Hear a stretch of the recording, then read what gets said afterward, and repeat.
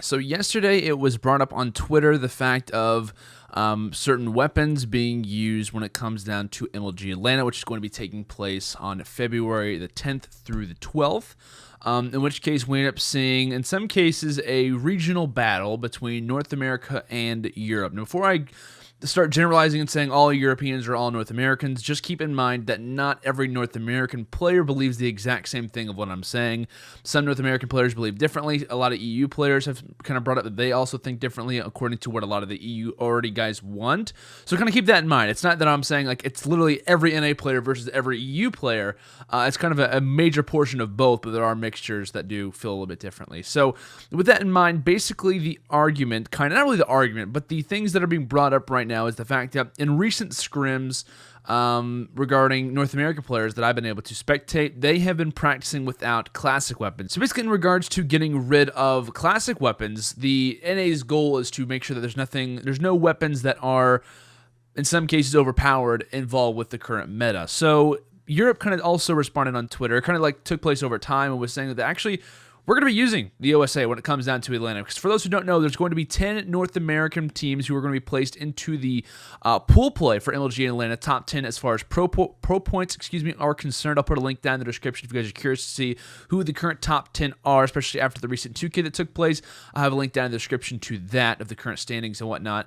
And basically, it's going to be the top 6 European teams as well. You're going to be throwing into the pool play for Atlanta as well. Also, I'm going to have the European link down in the description for you guys to know who the top 6 is in the current standings for pro points for that region. So with that in mind, that obviously starts up a little bit of controversy. Why? Because North America hasn't really asked Europe and said, hey, are you guys practicing with OSAs? They've just kind of taken that thing and that strategy on their own and saying, okay, we're just going to practice no classic weapons. Don't have to worry about anything along those lines. This obviously sparks up an interesting conversation of which side are you on? Do you think that OSA should be used at MLG Atlanta? Do you think that OSA shouldn't be allowed when it comes down to MLG Atlanta? Because obviously it's a very interesting argument because in everyone's opinions, the OSA is a very, very odd weapon when it comes down to it. It is the closest weapon to a submachine gun that we have in the game. That's Europe's argument, where they're basically kind of pointing out and saying, until subs are fixed, that's the closest thing they have. This is the closest thing we have to it. This is the closest thing that our close range players can use. And you can totally understand where they're coming from when it comes down to it, saying that the weapon balance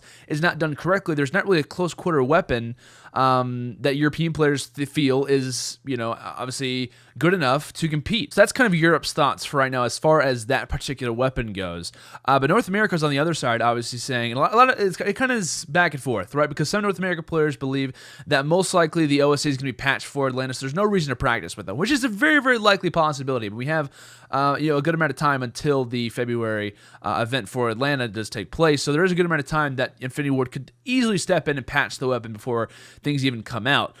There's also a group of players who don't believe that the OSA is going to be patched and that the subs aren't going to be brought up either. And then there are obviously Twitter conversations going back and forth. I'm going to pull up one for you guys right now, actually, if you guys would like to check it out. Basically, Marky B ended up tweeting out from Infused, currently player for Infused, player from Europe.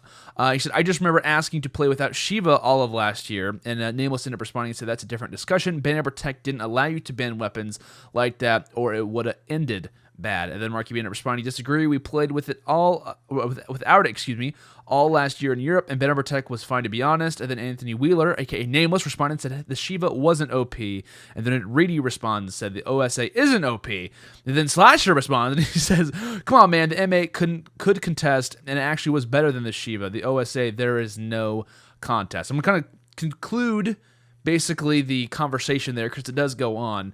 You kind of get a little bit of an idea as to where both sides are coming from. I think the EU is basically saying, you know what, this is our strategy that we want to use, and last year you guys didn't agree with us as far as the Shiva was concerned back in Black Ops 3, and I will say this, as far as my opinion on this entire matter, not being pro-North America or pro-Europe, although I do live in North America, I live in the United States of America. However, though, it's kind of an interesting argument. It's kind of a funny argument, which makes a lot of different storylines heading in to this event. Do you use the OSA? Do you not? But as far as my stance on this particular argument, as far as the Shiva back in Black Ops 3 was concerned, being someone who watched the game very avidly, watched many, many hours of the game, played a lot of hours as well, I think the Shiva was OP to a point. I think with the right attachments onto it, it was definitely very, very good. Was it OP, though? I don't know, because there were a lot of gentlemen's agreements to where people would say, let's not use the Shiva, let's use the Shiva. Regardless of what people think, there were sometimes agreements that went down that said no Shiva. In North America specifically, I do remember those happening at times. So to say that that never happened in North America is not true. And of course, with Banner Protect, it changes a lot of different things, right? Because that can automatically be, and to be completely honest with you, throughout most of the Banner Protect last year, it was, there were certain metas that developed. It was always the Vesper was taken out, and then the Shiva was taken out. It was always high caliber and rapid fire throughout the year. Then as time went on, we started to let things like high caliber make it through, and even rapid fire at times make it through. So like I said, there was a number of different metas that were developed all throughout last year. And I think with the Shiva kind of being, in some cases, more overpowered, it kind of relied on the fact of, well, what attachments are there for it? Can you get stock? Can you get high caliber? Can you get, even quick draw? Quick draw is always going to be available. You know what I mean? Like, there's going to be a number of different things that can be, and it can definitely make it a very, very powerful weapon. Well, I think it was like a 2-shot kill at a certain range, and it could at times be a 1-shot headshot, which obviously sounds very, very overpowered.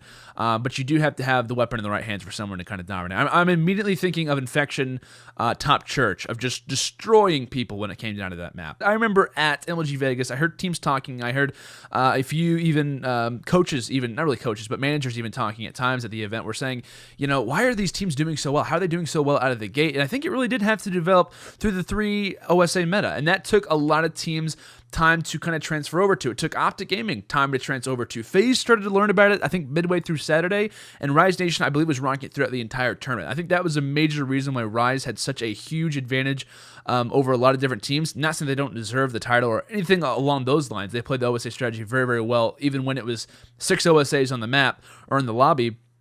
But they knew about that particular strategy coming into the event. If not, they just knew very, very well out of the gate to use this particular strategy for most maps. And I think to say the OSA isn't OP, it's to say, well, are the maps developed? Are the maps made correctly? Are the maps made in some cases to make certain weapons better than others?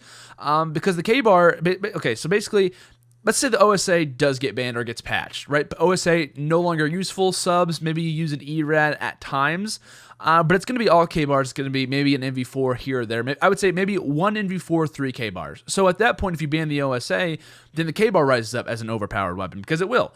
So to say the OSA isn't OP, I think on the right hands and under the right strategy, at least for North America, it is overpowered. However, though, I have not seen an all-European tournament, which does bring up the question, and now that it's very interesting, is that now we have European tournaments being announced. Actually, a lot of them being announced today: ESWC Winter, Gfinity London, which we all knew about, a number of different events that were actually announced today. I'll link a an article down in the description to Dexerto. They basically talk about all the events that were announced.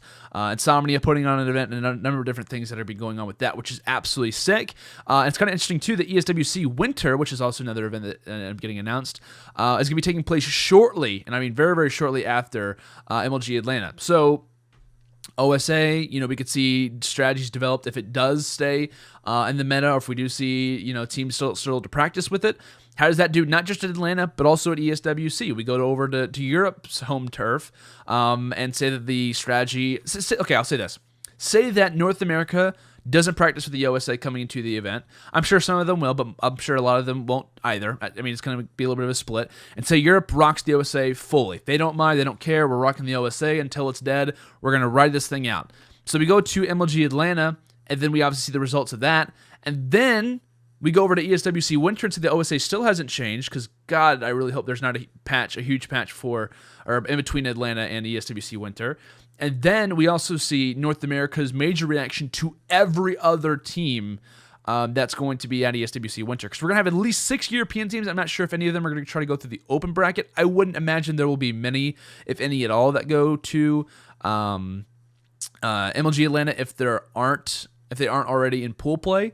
So you got to imagine as well, if the OSA doesn't get changed whatsoever heading into ESWC Winter, how does North America face off against all of those European teams who are going to be practicing with it for a majority of the time? So yeah, guys, what is your opinion on the OSA? Basically, do you practice with it? Do you not practice with it? Are you on the side of mostly of Europe? Are you on the side mostly of North America? Do you guys think the OSA should be patched? Could it be patched heading into MLG Atlanta? What are overall your thoughts on it? Because I think it's a very interesting argument. I'm not really taking one side over the other, because I definitely see both sides. But it's a risky strategy. Do we practice with the OSA? Should it be banned before Atlanta, or should it be patch before Atlanta? I think so, but will it? That's the question to be asking right now, and the question on everyone's minds, kind of through their scrims, through their GB grinding that they're going to have to be doing. You know, do we practice with the OSA? Do we leave it to the side? Then, of course, you're going to have all the Europeans in the back of your mind, you know, saying all these guys getting better with a weapon that we should be getting better with. That's obviously, I feel like after this video, there's more questions and answers to be asked. So, yeah, guys, that's going to do it for today's video. If you guys did enjoy, make sure to leave a like and also subscribe for future content if you guys would like to do so. I'll see you guys all in the next video. Don't forget to comment down below. I'll see you guys all later. Have a fantastic day, and until next time, peace out.